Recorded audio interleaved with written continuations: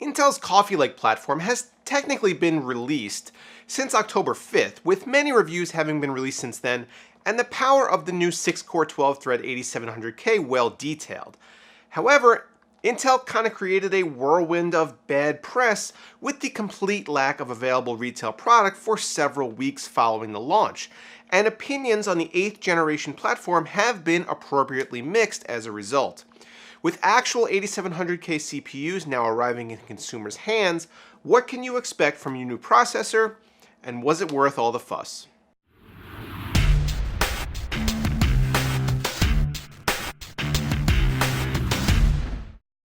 Well, Intel finally did it, and it took a swift kick in the pants from AMD to make it happen.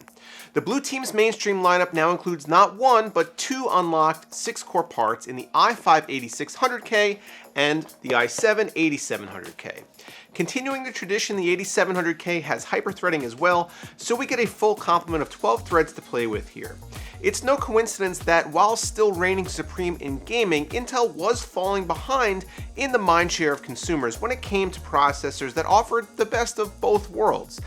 AMD's Ryzen lineup offered superior core and thread counts, along with gaming performance that was good enough, and it did so at a cost that undercut Intel at every performance tier. Now with processors boasting increased core counts to go along with that same superior IPC for stellar gaming performance, Intel is looking to reclaim its throne, and it's done so with a product that physically is remarkably similar to Kaby Lake. Coffee Lake is still built on the same 14nm process, is rated at a very similar TDP of 95 watts, has the same 64GB memory cap, and is still, unfortunately, limited to 16 PCIe lanes. It also fits in the same socket as its predecessor and has a similar, if slightly higher MSRP, although right now prices are in such flux that I'm hesitant to say that you can find one for X dollars. Where it differs, besides core count, is clock speed, with the 8700K having both a lower base and a higher boost clock up to 4.7 GHz. It also has 12 megs of cache versus 8, and supports officially higher speed memory at 2666. The LGA 1151 socket may live on, but the pin configuration is slightly different this time around. And if you're upgrading to Coffee Lake, this will unfortunately mean diving headfirst into a new platform. Intel has released Z370 to go along with Coffee Lake, and there are some pretty cool motherboards out there like this Gigabyte Z370 Aorus Gaming 7. I'll be doing a full Z370 motherboard roundup on the channel soon, but for now, what you need to know is that you can't just slot your new 8700K into your 2-year-old Z170 board and update the BIOS. The chip will fit, but your gaming performance will suffer as a result of the system not booting at all. Classic bottleneck. I used the Aorus board along with 16 gigs of HyperX Predator DDR4 3200 to run a whole slew of benchmarks along with a GTX 1080 Founders Edition.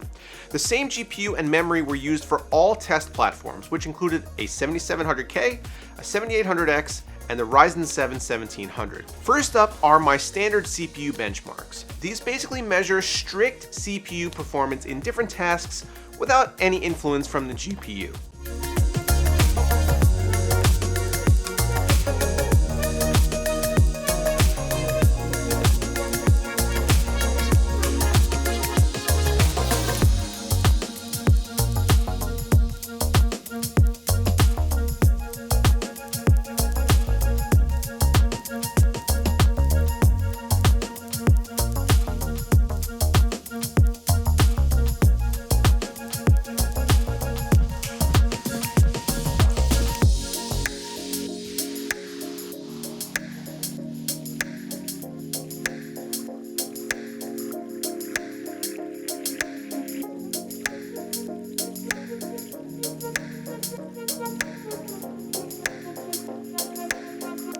We could see here that the 8700K just stomps all over the previous generation i7, and that's as we'd expect. It scores slightly higher, although similarly to its X299 brother, the 7800X, another 6-core part on the enthusiast side.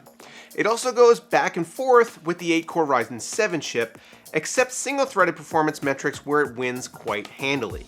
Next up, I ran 3 of our 4 processors through a battery of gaming benchmarks to see who handles that kind of load better. I eliminated the 7800X from these results because while it's certainly more than capable of enabling high frame rate gaming, the X299 platform isn't generally where most gamers will focus their attention. All of these tests were run at 1080p to try to create an artificial CPU bottleneck. The GPU was run at stock settings.